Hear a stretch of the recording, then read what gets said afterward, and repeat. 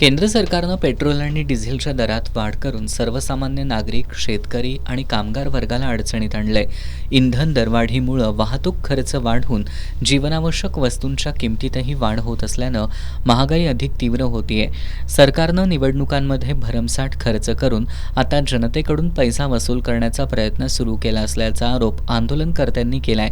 यावेळी केंद्र सरकारच्या धोरणांवर टीका करताना एकीकडे पेट्रोल डिझेलचे दर वाढवायचे आणि दुसरीकडे इंधनाचा तुटवडा निर्माण करून जनतेला त्रास द्यायचा हे सरकारचं धोरण असल्याचं आंदोलनकर्त्यांनी म्हटलंय.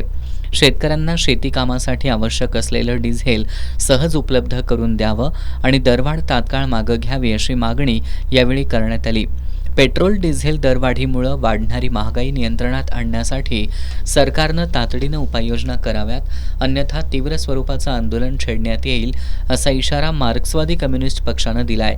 या आंदोलनात कॉम्रेड भरमा कांबळे, सदा मलाबादे, धनंजय जाधव, विलास गवड, भाऊसाहेब कसबे, नरू बंडकुळे, पार्वती नेने, रामचंद्र सोनवडे, संपदा कोळी यांच्यासह पक्षाचे कार्यकर्ते सहभागी झाले होते.